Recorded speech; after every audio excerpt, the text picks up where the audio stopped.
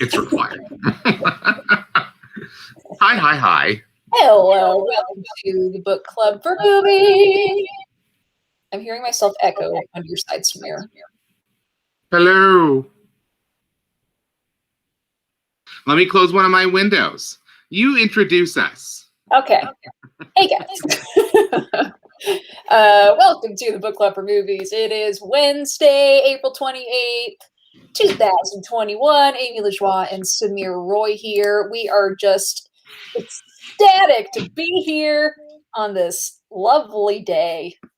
We will be talking about EGOT winner. Sorry, now I'm looking at Luke's comment. That's exciting. Isn't it? Have fun. Yeah, we will be talking about EGOT winner Rita Moreno, who is still alive and kicking, and she was at the Oscars just this coming or previous Sunday. Sorry, guys. This past Sunday. Yeah, she was there this past Sunday. She lives in the Berkeley Hills, actually. I saw that she had done a show at the Berkeley Rep, so that would make sense. Yeah, one of my former coworkers at a previous job worked for this sort of fancy little grocery store in like Claremont Avenue in Oakland, you know, kind of like the Rockridge area, right near Rockridge BART station.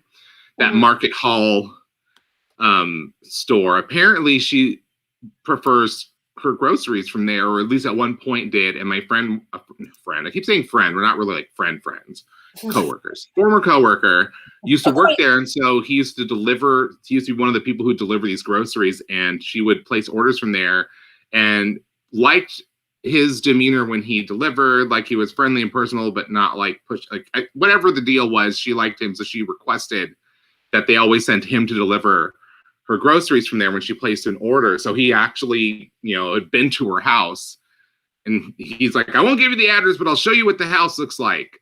Because he still knew the address because he delivered there so many times. But yeah, like she lives somewhere right up here in the Bay Area still. And I just keep hoping, like, maybe one day she'll go out to shop at the store, and then I'll run into her, and then I can fall at her feet and worship like a goddess should be worshipped. Yeah, she's amazing. Well, we will be talking about her shortly. Hello to everyone. We've got some of our usual favorites over here. Luke, Walter, Crystal, and Andres. Hello. If you're just joining us, if this is your first time watching, say hello. If you've watched us many times but have never commented, just say hello.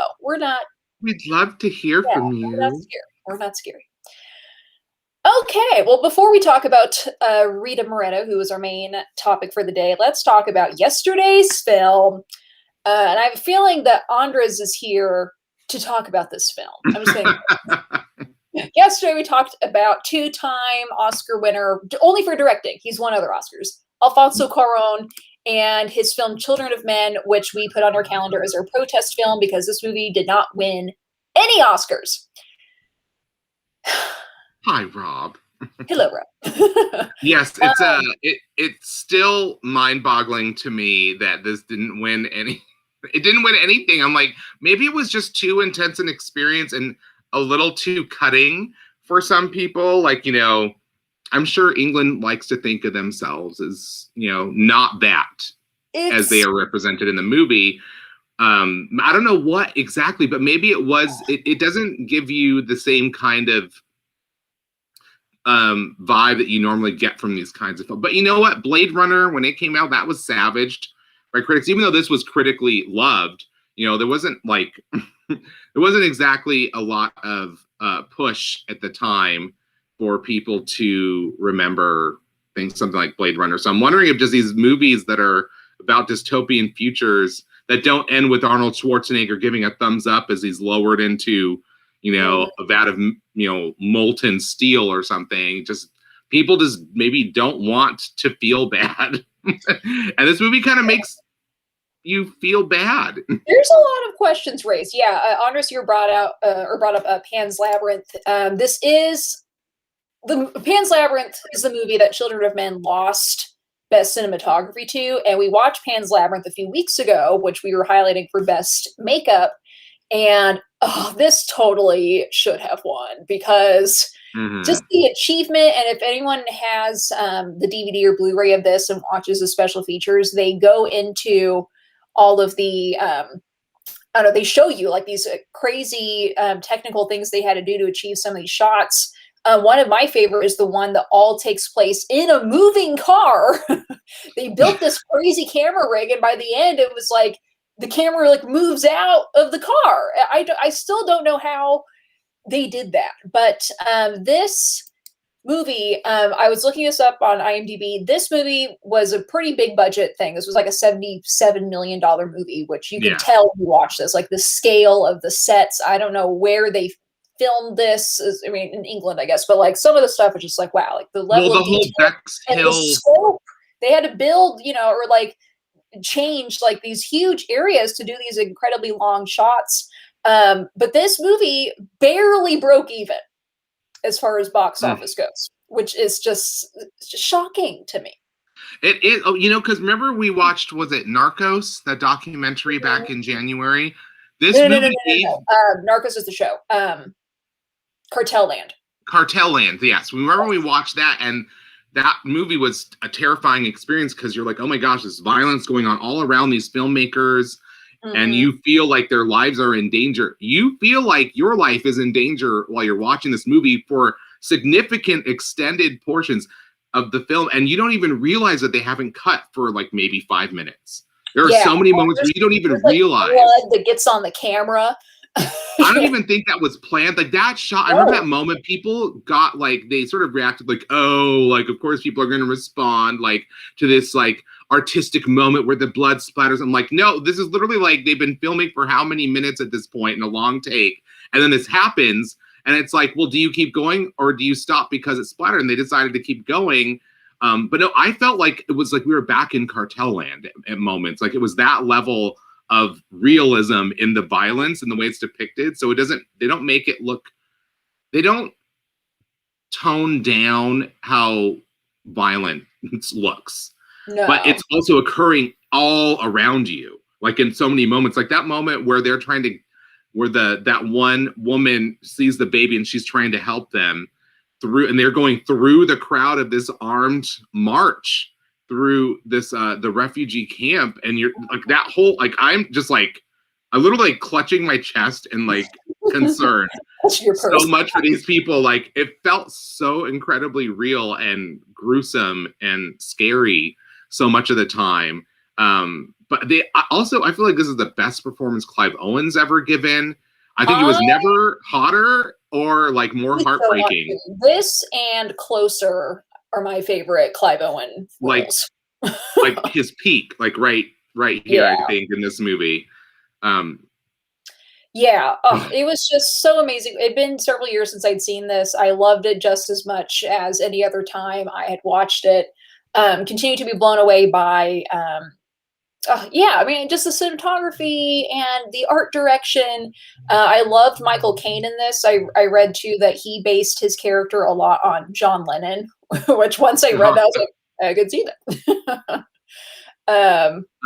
Oh my goodness. But you know, it makes sense why we don't watch it frequently, because this movie's a more intense emotional experience than other films that try to do somewhat the same thing. Like there's a way in which like you can watch those movies and you understand that you're in a movie. You don't feel like you don't feel in danger at any moment really, and you can keep yourself separated from it. This movie draws you in like insistently. Like all of those long takes are not just like cool achievements. Like first of all, they are stunning technical achievements that should have received a million awards. But at the same time, they serve to physically draw you into the story because it never stops moving forward, never stops moving. So you are constantly leaning forward into this movie. So it's not a restful, it's not something that you can like, you know, divorce yourself from after you've watched it. It stays in you. Like I was still like kind of shaken after watching it. And like, that's the sign of, you know, a really brilliant, like masterful film. And it explains why you don't just watch this every other month. You can't really watch this every other month. No. will continue to be one of my all-time favorite movies. And like you were saying, how you're always just kind of like, you're on edge when you watch this. You never know if there's going to be an explosion or someone's just going to start shooting. But then it stops. Remember that moment where she's carrying the baby out of that building and all the violence stops, and you can see every single actor.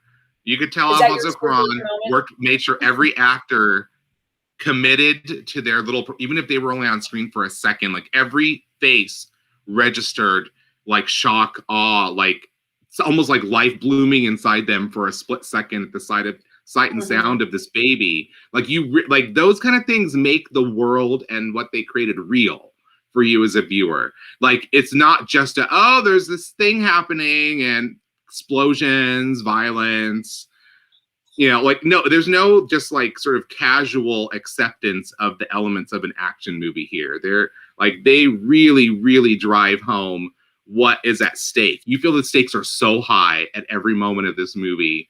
That is not just because the original book is a good book. That's because every shot is perfectly created and captured. Every actor is well directed. All the set. I still can't believe the Bexhill camp, that whole area. Like, if you could even try to imagine, like, if you had written that scene, like, imagine trying to visualize that in the way that it's done in this movie. Like, they built a whole city. It feels like they built a whole actual city and made it. I can't say enough. I feel like I'm not even saying anything really good or meaningful about it, but it's that incredible. I'm probably not going to watch it again for another couple of years because it's it's incredibly sad. I mean, hopeful. It does have hope. It does. Another thing that I thought was interesting, I mentioned yesterday, so this movie came out in 2006, takes place in 2027. We are now closer to 2027 than when we were to 2006 when this movie came out. But they add all these little details, like there's a part where Clive Owen is wearing this sweatshirt that's like, I don't know if it's like for the Olympics, but it says like London 2012. When this movie came out, people watching in 2006, that was in the future. Right? Now we watch that. Like, I didn't even think anything of it. I remember like, oh yeah, I remember watching this closer to 2006 and thinking like, oh yeah, this is like this futuristic movie. And it's supposed to be an old sweatshirt, but to us it was still, I don't know, just little things like that. I think also it stuck out a little more for us now because, we're in, there's been so much since this movie came. Obviously things like this had been happening before this movie, but after this movie, so many things have happened in the world where there have been lots of, big things that required a lot of countries to take in refugees and victims of genocide and violence in their home countries. And like all these countries, like the US saying we're not taking any, and other countries saying we're not taking any, and this country saying, well, we would never do that. Imagine what happens if you start making rules about who you help when they desperately need it. And then here you have this movie showing just how horrifying a reality that could be. And that seems like a realistic... That's the country that's supposed to have it together. Yes, and so it's like, and there's advertisements on the bus of like, Britain's the last stronghold. They were the only ones who are hanging on. If you see something suspicious, report it, and avoiding fertility tests is a crime. And right, those signs, I hadn't noticed those. I hadn't remembered that I'd ever seen them, but like I was paying attention to all of these details of how they've sort of convinced everyone to be so xenophobic and insular and, not wanting to, makes them feel like, oh, it's right. There's nothing wrong with kicking all these people out or shooting them in that one long shot while on the bus.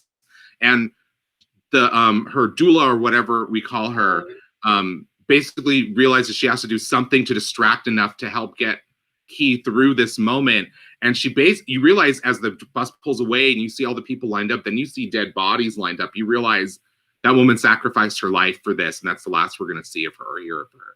Like moments like that, I'm getting chills again, just like reacting to these memories of these moments I just had with this movie last night. But there's so many times I was like, I need to take a break, but I just don't want to stop right now. Yeah, well, if you didn't see this movie, it's phenomenal. One of Samir and I's all-time favorites. It's available on Peacock right now. You can watch it free with ads, or just go ahead and buy it because this has some really amazing special features that comes with it. But yeah, so glad that we put this on our calendar. And yeah, any Alfonso Cuarón film is just worth watching for sure. It's time for Name That Movie. Ah! Here we go. This one is pretty obvious. I actually don't even think I've seen this movie, and it's pretty obvious. So here we go. Ooh, Andra says that Children of Men is available on iTunes for $5 with all the extra features. There we go, people. Go ahead and get it. Oh, there you go. Thank you for that bit of info. All right, here we go. Oh, Crystal remembered Why the Last Man. Ah, I know, Crystal. I've been waiting for that movie forever. Oh, okay.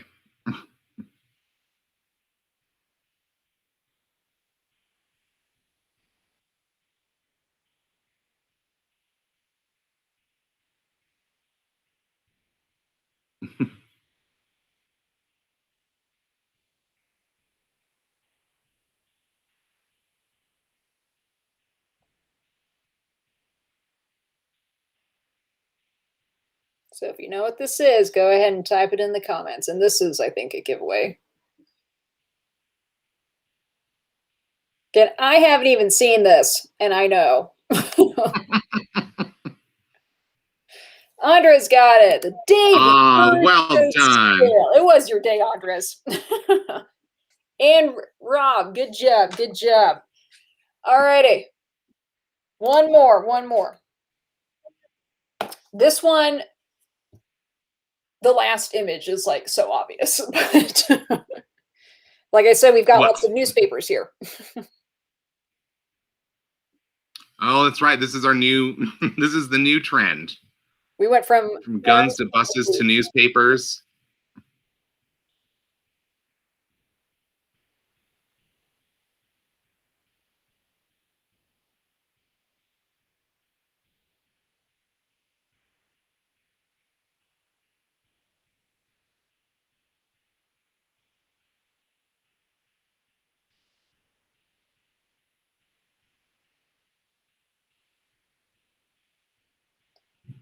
All right. This last image is the dead giveaway here.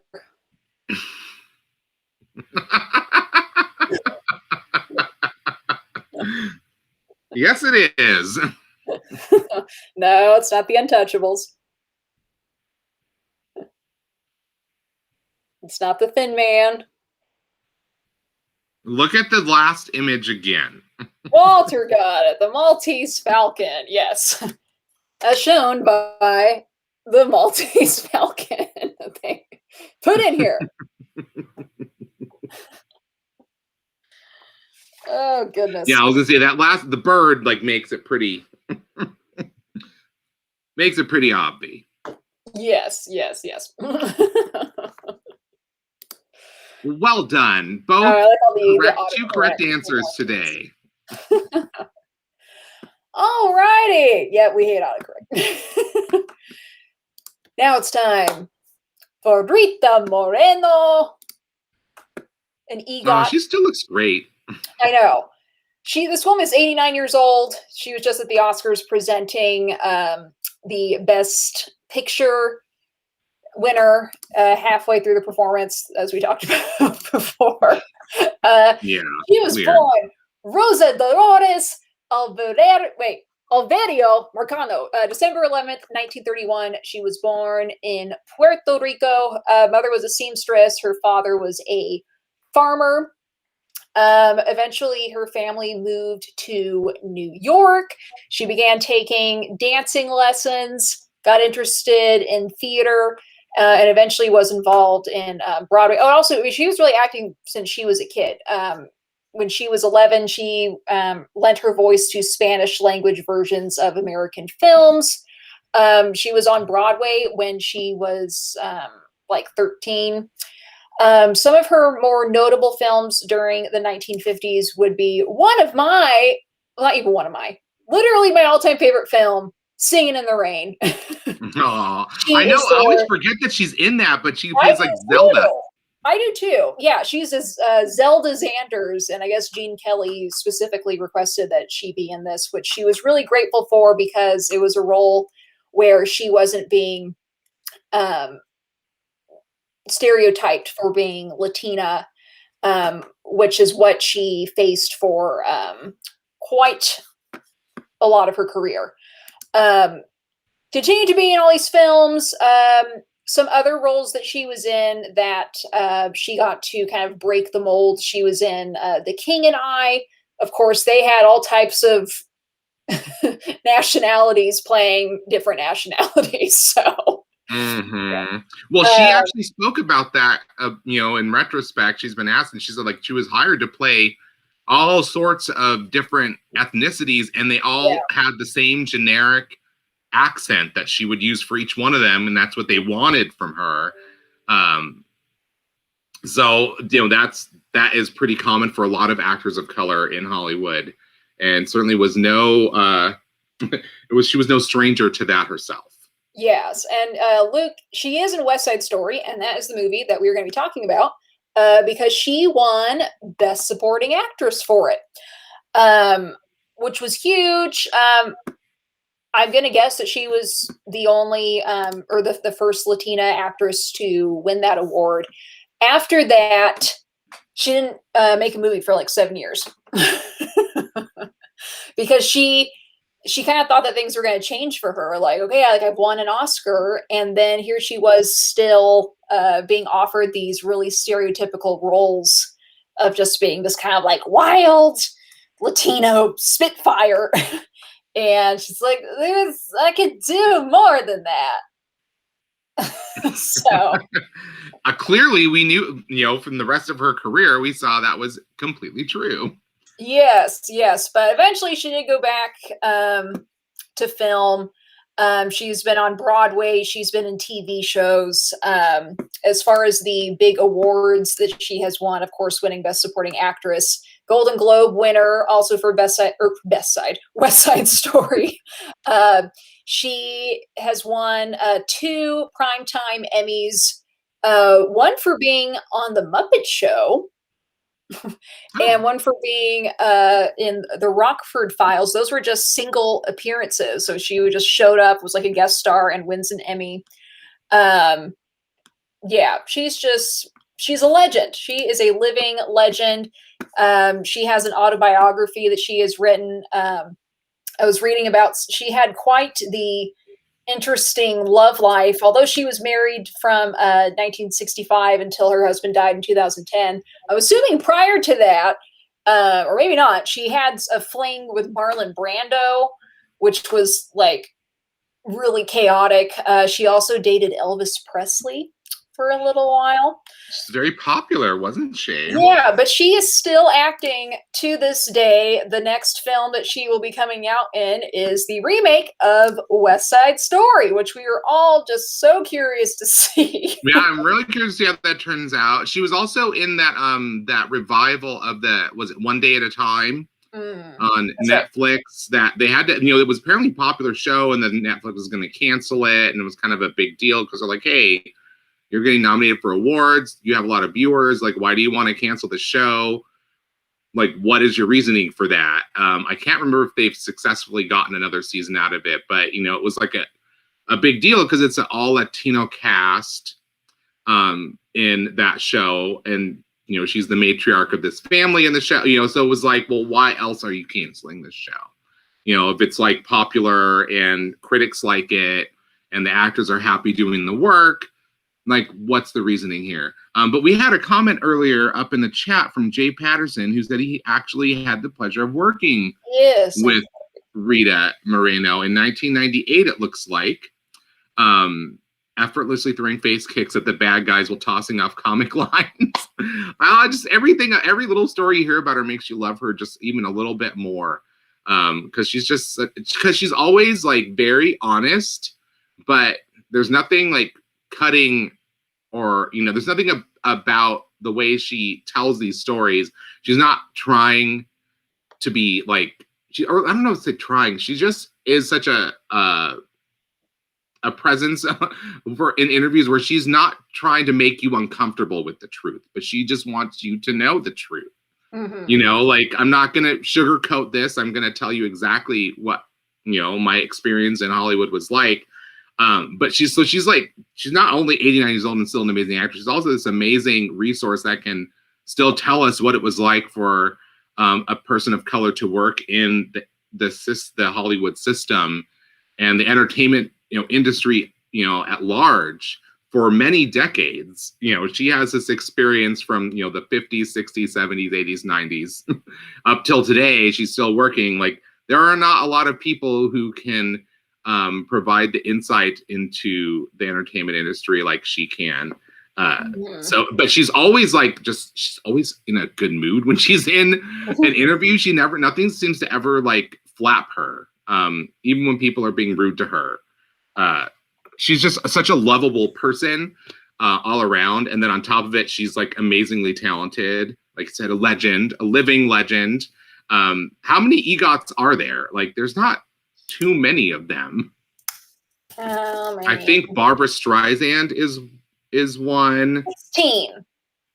Yeah, it's out of all the actors in movies and stage and TV, only 16 have accomplished the feat of winning an Emmy, a Grammy, an Oscar, and a Tony. For some reason, I always have to think that out before I say them, or I'll say Emmer, Gammy, Rosker, Tonit, or something. And a lot of these people who won EGOTs, they're not even necessarily actors.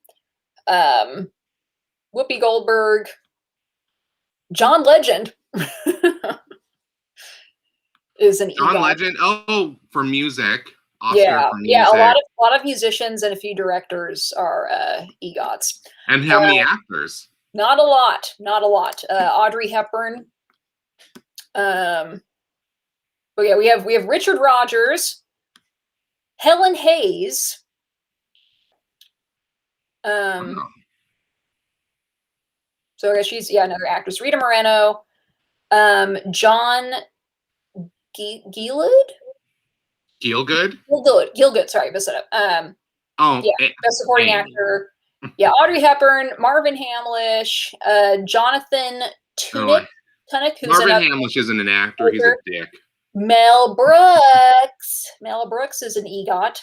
Mike Nichols, Whoopi Goldberg, Scott Rudin, who is a producer. Robert Lopez, who is a songwriter, and John Legend, and Andrew Lloyd Webber, Tim Rice, Alan Menken. Yeah, so these are all music people. I could have sworn Barbara Streisand was also an EGOT. Maybe she doesn't have an Emmy. Maybe that's what she's missing. Maybe. I know she's got an Oscar. I know she's got a Grammy, and I'm pretty sure she's got a Tony. Come on, Barb, you can do it. See, Walter's shocked. He's like, "You didn't know John Gielgud?" I'm sorry. I don't know everything. Okay, so today's movie is West Side Story. This came out in 1961. Two youngsters from rival New York City gangs fall in love, but tensions between their respective friends build toward tragedy. Yes, as Luke said, pretty much the musical updated version of Romeo and Juliet. This one, Best Picture, Best Supporting Actor, Best Supporting Actress, Best Director, Best Cinematography Color, Best Art Direction for Color, Best Costume Design for Color, Best Sound, Best Film Editing, Best Original Score, and the only Oscar it was nominated for that didn't win was Best Adapted Screenplay. I haven't seen this since I was maybe 8, and I don't remember liking it very much, but I was 8, and I haven't seen it since then. So I've had this view of just kind of like an unfavorable opinion of it since then, so I am really looking forward to watching it today to see if that has changed now that I'm older. I did want to see it anyway before the remake, the Steven Spielberg remake, comes out later this year. But this is one that Samir, I think you've wanted this movie on our calendar before, even before this month. I can't remember where exactly, but yeah, this was a movie. I also, as a child, this movie was it was one of my mom's favorite movies. I think she went to see this when it came out, and she was 10, 11 years old, and she the movie, she was growing up in the 50s and 60s, a great time of turmoil in terms of discrimination against people of color and people of different ethnicities and immigrants, and and so she responded to this movie just on an emotional human level, which is like, why would people do this to each other? Why would why is this happening? And I had the same kind of, it's like, it's a movie that somehow makes a musical out of racial strife in a way that didn't negate the important things you need to take from a story like that. Also, I didn't even pick up that it was Romeo and Juliet when I was a kid. That's what this was a version of. I just thought it was a story of these two gangs, and I didn't understand why the gangs hated each other. But I was also, a biracial child. So my parents, my one parent was white, one parent is very dark-skinned, so I didn't have the same view that maybe somebody growing up in the 50s or 60s would have had when they saw this film. But it was something like, we had the record of this soundtrack, and it was like one of the few records that my mother had hung on to from her childhood, that like she played for us, and we sing all these songs together. It was sort of like part of a lesson where it's like, this is why you should not hate people. Hate begets violence, and there's no justification for that, for treating other people this way. But also, it has fabulous dancing and songs and great color photography, including one of the most amazing opening shots that was burned into my memory from the time I first saw it as a little kid. I hope when you see this movie again that shot will I hope so, yeah, because have right an now effect on you. But I'm sure I'll see it and be like, I get it. Yeah, this is interesting what Andres is saying about this being Michael Bay's all-time favorite movie. Wow. That's, it's unfortunate that such a brilliantly constructed movie did not inspire Michael Bay to be a better filmmaker. But such is life. This also has, I didn't realize it at the time either, this is also, I believe lyrics are written by Stephen Sondheim. I don't think he wrote the score, but he wrote I see wrote that. the lyrics, and Jerome Robbins did the choreography. So it has legendary Bernstein and then Stephen Sondheim. Yeah. Yes. So it's I am a lover of Sondheim. I know you're not as much a lover of Sondheim as I am. I don't think that the lyrics in this movie are quite the same as you will hear from Stephen Sondheim's own shows, where he was more involved in the writing of the music for the show, or at least in the construction of the whole production. But I love this movie still. I haven't watched it for a while, but I still listen to this score and the soundtrack frequently. I know the words to all the songs, and I watched this movie so many times as a child. We had the video. We even had the widescreen video eventually, where you could buy there was a pan and scan video, and then they released it in a widescreen. We ended up buying that because I got tired of the pan and scan version. The opening shot would still be letterboxed in its CinemaScope aspect ratio, and then it would just stop being widescreen. It would be pan and scan, and the whole TV screen would be filled, and you'd miss all of this amazing framing of the dance numbers. And with these are dance numbers filmed in CinemaScope that have been reduced to a square, so you're missing a lot of the breadth and scope of these images and the effect of this dancing.